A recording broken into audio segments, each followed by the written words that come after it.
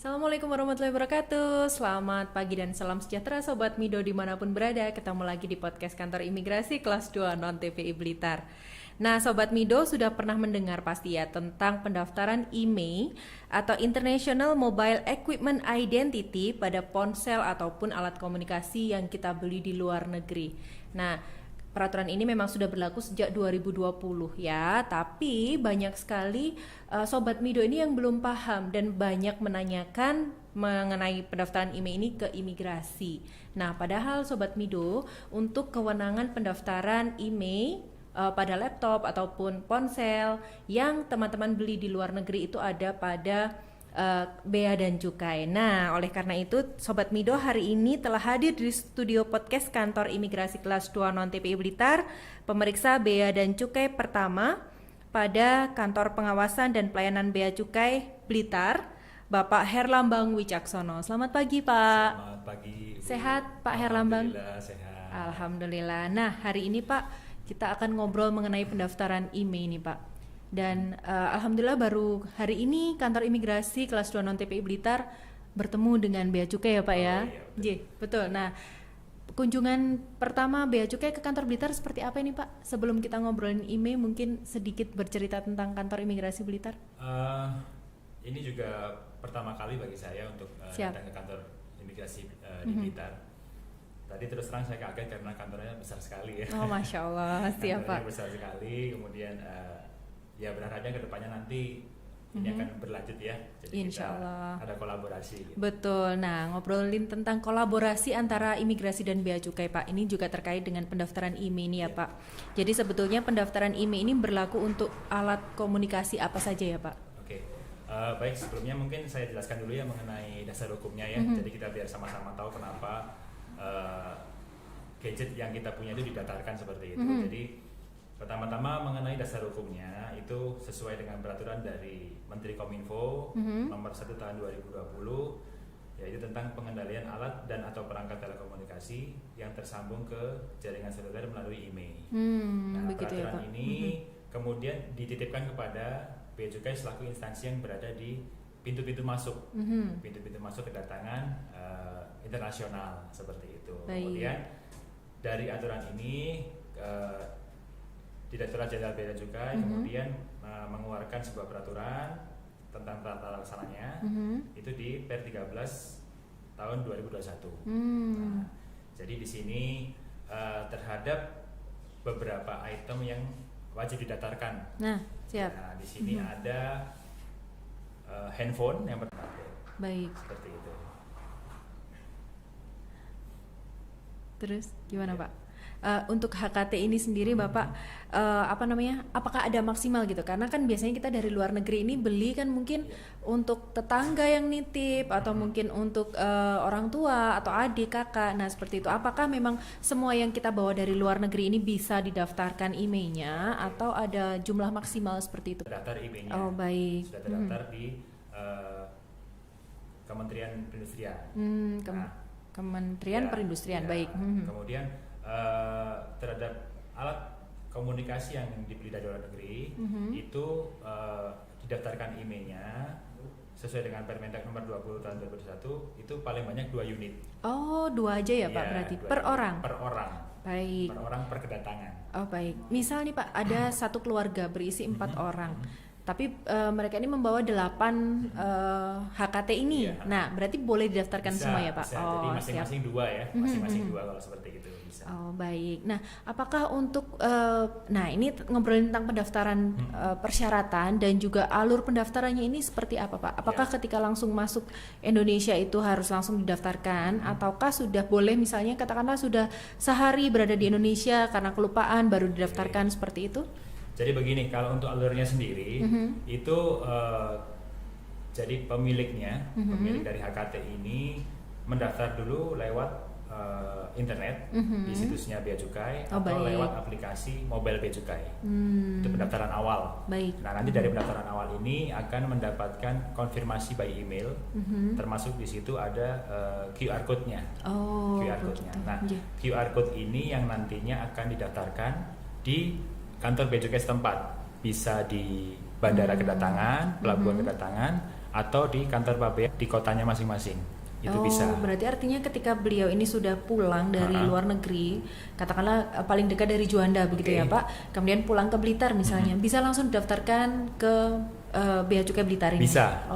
Dengan jangka waktu maksimal 60 hari. 2 bulan berarti ya Pak? Jadi setelah kedatangan maksimal 60 hari masih bisa didaftarkan di kantor pabean setempat. Seperti itu. Apakah dalam 60 hari itu misal Pak, saya pulang dari luar negeri beli handphone di Singapura misalnya, saya pulang ke Indonesia, pulang ke Blitar, kemudian belum saya daftarkan. Oke. Nah, tapi saya sudah memasukkan nomor Indonesia ke dalam ponsel tersebut. Apakah juga tetap bisa dipakai? Karena setahu saya ketika misalnya tidak didaftarkan itu akan diblokir, betul ya Pak? Jadi ada memang provider komunikasi yang memberikan keluangan SIM card itu ya, SIM card bisa dipakai kurang lebih 2 hari di Indonesia sebelum didaftarkan. Oh gitu. Nanti setelah itu otomatis email tersebut akan terblokir. Akan terblokir. Baik.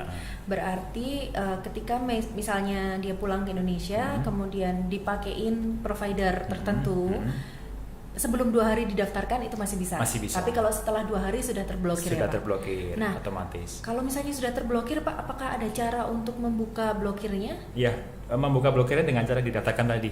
Oh gitu. Jadi datang ke kantor Bea Cukainya, membawa paspor, kemudian membawa boarding passnya ya, itu sebagai bukti pelaku perjalanan luar negeri. Oh baik. Itu dibawa paspornya, kemudian boarding passnya, KTP-nya, dan terutama sekali NPWP ya, NPWP. Baik. Nah, berarti tidak boleh hilang boarding passnya juga ya Pak? Iya, sebisa mungkin jangan hilang. Kalau siap. misalnya melakukan perjalanan luar negeri yang grup ya, baik grup yang dikelola oleh sebuah travel agent misalnya, itu sebaiknya diminta. Oh gitu. Sebaiknya diminta karena selama ini kendala yang ada itu pihak travel agent tidak memberikan boarding passnya. Nanti bisa dimintakan boarding passnya ke travel agent karena itu syarat pendaftaran. Pendaftaran itu iya. Berarti ada apa saja tadi Pak mungkin bisa dibilang? Ada paspor, ya, ada boarding pass, kemudian pass. ID ya, KTP, kemudian NPWP. Paspor, boarding pass, KTP dan NPWP. juga NPWP. Nah, ini harus dilengkapi Sobat Mido supaya prosesnya nanti lebih gampang. Betul. Nah, kalau untuk biaya nih Pak, untuk pendaftaran IMEI ini sendiri apakah ada biaya yang dikenakan? Ya, jadi pada prinsipnya sebenarnya pendaftaran ini free. Oh baik. Free. Kemudian aturannya kita kembalikan kepada aturan impor pada umumnya. Baik. Jadi barang yang masuk dari luar negeri itu kita berlakukan sebagai barang impor. Nah, terhadap impor sendiri itu berlaku ketentuan mengenai pemungutan bea masuk dan pajak dalam rangka impor. Baik. Nah, kemudian hubungannya dengan HKT ini, pajak dalam rangka impor itu bea masuknya itu sebesar 10%. Oh baik, 10% dari nilai barangnya. Nilai belinya. Jadi sarannya pada saat beli di luar itu invoice-nya jangan dibuang, kwitansinya jangan sampai hilang. Jangan sampai hilang. Betul. Kalau belinya sudah lama Pak, misalnya kuliah di luar negeri. Nah, belinya itu dari awal masuk perkuliahan, katakanlah berarti sudah hampir 2 tahun lebih gitu ya. ya. Kemudian pulang ke Indonesia. Nah, invoice kan kemungkinan besar sudah hilang nih Pak, sudah dibuang. Nah itu seperti apa Pak? Jadi kalau untuk misalnya tidak bisa menunjukkan bukti pembeliannya, itu kita akan menggunakan penetapan harga yang berlaku sekarang. Oh baik. Jadi kita menggunakan penetapan harga berdasarkan harga yang ada di Indonesia sekarang, saat ini. Itu pada saat didatarkan itu kita cek harganya berapa. Baik. Itu nanti dikenakan bea masuk sebesar 10%. 10%. Ya. Baik. Berarti agak rugi juga gitu ya Pak. Maksud saya adalah ketika misalnya belinya di luar negeri sudah 2 tahun yang lalu, otomatis kan sudah ada penurunan harga nih ya Pak ya. Kemudian dicek di Indonesia, mungkin saat ini memang barang tersebut baru masuk atau beberapa saat yang lalu baru masuk ke Indonesia. Artinya kan harganya masih cukup tinggi nih. Nah, gitu berarti kita ikuti yang harga sekarang yang di Indonesia harga ini. sekarang. Makanya gitu. sarannya kwitansinya jangan sampai hilang. Atau kalau misalnya memang takut hilang, difoto. Oh iya, foto, betul. Kemudian simpan di Google Drive kan aman ya. Punya arsipnya, Punya begitu ya Pak. Iya.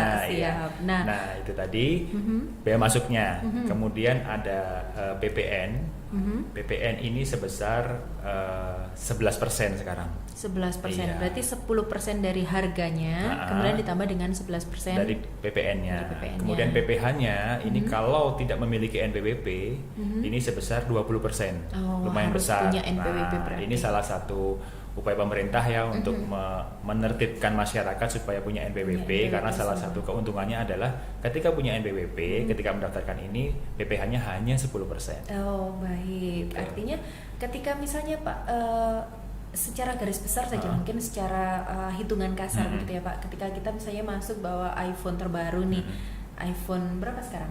iPhone 13 ya, 13 Pro Max SS gitu ya. Aduh, itu. Saya tidak mengikuti perkembangan iPhone ini Pak soalnya. Nah, kalau untuk iPhone terbaru masuk Indonesia itu kira-kira pajak yang harus dibayarkan berapa Pak? Gini, kita mudahnya begini ya, saya berikan contoh penghitungan ya. Nah, jadi baik. misalnya begini, harga gadgetnya 10 juta. 10 juta, kemudian bea masuknya 10%, berarti 1 juta ya. Betul. 1 juta. Itu 10 juta harga barang plus 1% atau 10% atau 1 juta bea masuk itu kita sebut dengan nilai impor. Baik. Berarti nilai kan impornya 11 juta. 11 juta. Nah, Betul. nanti pengenaan PPN dan PPh-nya dari Jadi nilai 11 impor. juta. Oh, Betul. Jadi 1 gitu. juta plus Nilainya. nilai impor kali PPh dan kali PPN. Seperti itu. Gitu. Berarti ya sekitar Ya. 2 sampai 3 ya Pak. 2-3an lah. Ya, 2 sampai 3 jutaan 3 ya. juta sekian. Untuk harga barang masuk senilai 10 juta, Baik. betul. Nah, artinya memang ini juga untuk mengantisipasi banyak black market begitu ya Pak. Betul, iya betul sekali. Jadi ini adalah upaya dari Kominfo ya, Kementerian Baik. Kominfo itu menertibkan. Jadi gadget yang beredar di Indonesia ini terdaftar, kemudian penggunanya jelas siapa, pertanggungjawabannya nanti juga jelas gitu. Nah, baik Pak. Bukan kalau dulu kan biasanya kita melihat barang impor dari luar negeri yang tidak terdaftar itu kan sepertinya agak sedikit ilegal, Betul. bukan sedikit sih, memang Memang ilegal, memang ilegal, betul. Betul. Memang ilegal gitu ya Pak. Jadi memang ini upaya pemerintah untuk menghambat Iya. hal-hal tersebut ya Pak ya. Salah satu positifnya, nilai positifnya adalah ketika kita misalnya mendapatkan penawaran handphone murah, itu kita harus bertanya-tanya sekarang. Kok bisa? Nanti dari mana, jangan-jangan gitu ya, pas Pak? saya pakai keblokir emailnya. Ternyata dia barang betul. impor yang nggak terdaftar seperti itu. Bisa Nah, jadi karena nanti- tidak mau bayar pajak Benar, juga ya Pak ya. karena baik-baik. menghindari prosedur impor secara resminya, akhirnya dimasukkan dengan cara ilegal. Tapi ketika mau dipakai nggak bisa. Yang dirugikan nanti konsumen. Betul. Konsumen nanti dirugikan seperti itu. Jadi memang dicek dulu Betul, begitu ya Pak, dicek dicek dulu, dulu apakah iya. memang sudah terdaftar emailnya, kemudian bisa betul-betul Bisa digunakan. dipakai, ya. Dan juga tentunya bukan barang yang rekondisi begitu ya Pak. Iya, Karena betul. jangan tergiur yang murah. Jangan gitu terkira ya. yang murah belum tentu selamat gitu. Betul. Nah, itulah mendingan yang harganya Ya, normal yang tapi pasti-pasti memang aja awet. ya. Iya, Yang siap pasti-pasti Bapak. aja. Nah, ngobrol-ngobrol tentang bea cukai Pak, sedikit melenceng dari email. Nah, biasanya ada yang beli barang-barang lain selain HKT tersebut gitu ya, misalnya parfum atau mungkin barang-barang fashion Iya. dan lain sebagainya. Itu apakah juga ketika melewati bea cukai? Karena ada beberapa saat ini mungkin trennya sedang tur ke luar negeri atau jalan-jalan ke luar negeri mulai naik lagi ya Pak. Kemudian umroh juga mulai Iya. naik. Ketika mungkin jamaah umroh nih misalnya pulang dari Arab Saudi membawa banyak sekali oleh-oleh dan mungkin itu yang agak sedikit bernilai seperti Iya. itu. Emas misalnya pulang ke Indonesia, apakah ini ketika melalui bea cukai juga akan ada perhitungan pajak Ya. Pak? Jadi begini, aturan dasarnya adalah terhadap barang penumpang kita sebutnya ya. Barang penumpang itu di-free-kan dari pajak sampai dengan nilai maksimal $500. 500 US dollar itu sekitar 7,5 ya. 7,5 juta. Nah, tadi sedikit koreksi.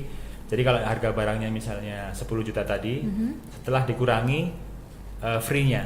Oh gitu, tetap Setelah ya Pak? dikurangi dulu dari free-nya. Oh baik. Jadi dikurangi free-nya. Jadi sama misalnya seperti ketika misalnya bawa tas branded, jam tangan, Iya betul. kemudian baju. Baju. Itu kalau kondisinya baru, memang dibeli buat oleh-oleh misalnya tadi pakai sendiri, itu pengenaan pajaknya, bea masuknya itu setelah dikurangi dari free-nya yang $500 US. Itu terhadap barang penumpang. Nanti kalau terhadap barang kiriman Beda lagi. beda lagi. Kalau barang kiriman kecil sekali sekitar $3 US free-nya. Oh, berarti mending dibawa sendiri ya, Pak? Mending bawa sendiri. Mending dibawa sendiri, betul.